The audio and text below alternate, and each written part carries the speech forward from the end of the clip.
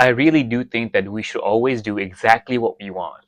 But what we want isn't always clear without at least one of these practice. I spent hours and hours searching for random ways to improve some parts of my life. And I keep having this debate in my head. Why do I have a habit of just looking for stuff? So many times the arguments in my head revolve around how one should live life. Yet each and every single time, I find that the actual seeking is more important than the answer that I get. The act of grappling with the problem is the benefit. That being said, why do I look up the same exact question every 2 weeks? Is it actually even about the question? Sometimes I feel that it's literally just to avoid the discomfort in front of me. A way of excusing my behavior by looking for it online, because there's always something you could find to justify that. Same token, I wonder, why do I watch the same movie 9 times? Is it really the movie that I enjoyed? A lot of times it's just the specific feeling that I enjoyed that could never really be brought back. And many times, like I said, I have found the answer that I was looking for, yet still remain unsatisfied. In the end, it is a grappling that we're actually interested in. It is a battle for our own internal state.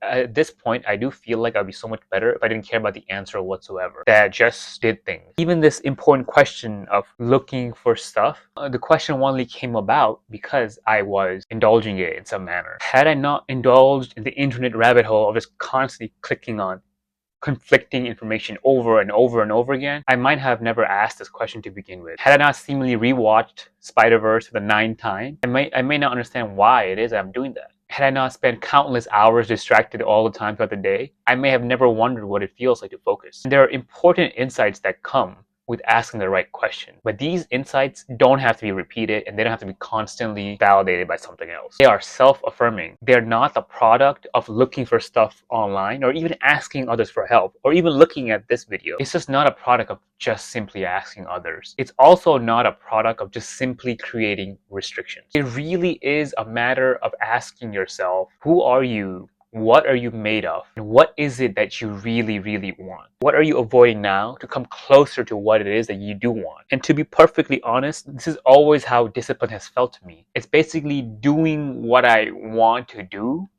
even when I don't want to do it, quite frankly. This seems paradoxical and confusing, only because there isn't a word for the feeling of resistance that comes when you're following your desire. There isn't a perfect word for that. It's not exactly masochistic. It is somewhat of a behavior that comes from lack of awareness, and it is somewhat of a confusion being asleep in some manner. But there definitely is not a proper word for it, unfortunately. We keep putting in fancy terms like discipline and willpower. In the end though, these are all practices of doing what we want and getting what we want out of life. Doesn't that kind of negate the actual glory or meaning of things like discipline? That also means that instead of looking for ways to, for example, make more money, have better relationships, or be more fitter or whatever, or have a better diet or better sleep or whatever it might be. I think if we actually understand what we are really looking for, if we really dial it down, we would have a lot more congruent life. The resistance wouldn't really feel like a resistance. The behavior would just kind of naturally arise. We wouldn't have to hold back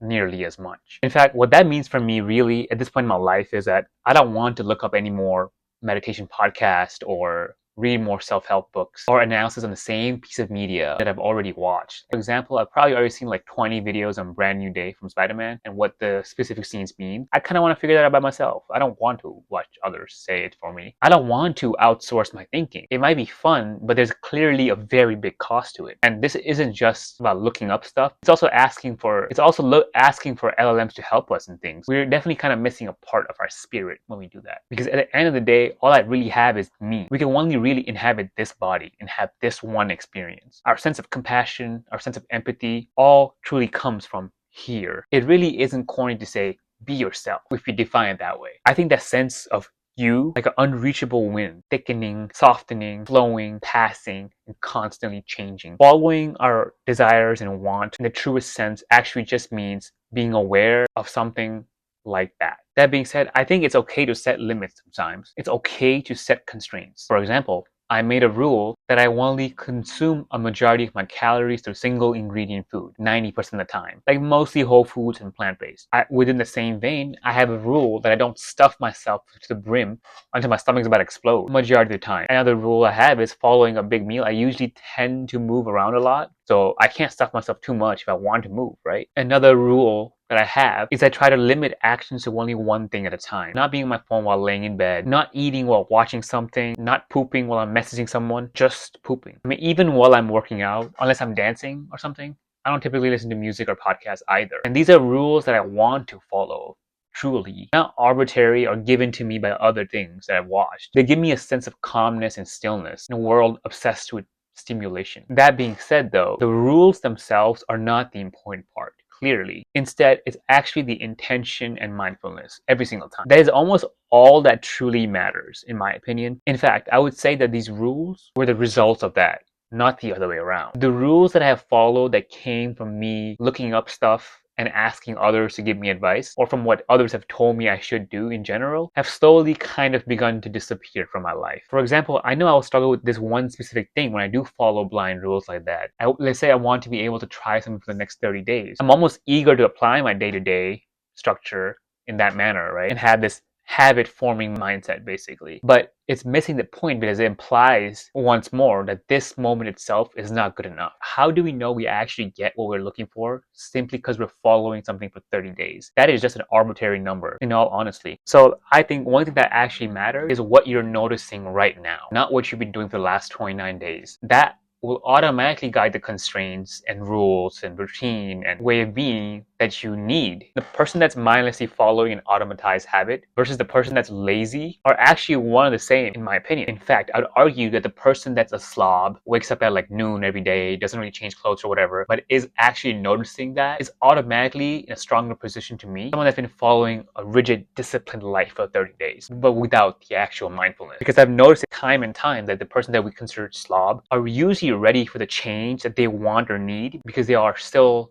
noticing stuff. And yet they seem to find some sort of success even though they're not trying hard. The version of Adarsh that followed these rules I just said 100% without asking, that did perfect routines and these rules constantly 100% of the time consistently, was never really open-minded to the change that I knew I needed. It didn't really get me to what I wanted in the end anyway. I was just doing stuff and I was putting effort in. Letting go of that need to do something, to even be disciplined, and simply just noticing completely changed the way that I express my own life. I think it is true now that there's more days that I'm scrolling in the phone for 2 hours plus and eating like 2 pints of ice cream versus before I was much more disciplined about that. There are even more days where I completely forget to read everything or whatever. However, in the principle of noticing, it feels like when I am doing the things that I want to be doing and that the moments that I am doing things feel more engaged. For example, like healthy foods feel more satisfying and I'm much more flexible to changing up things as it goes along. So I do think we should just start by noticing. That's really all we can do. That's when we can actually cultivate and understand our lives. Don't even bother with trying for routines. Don't even bother looking up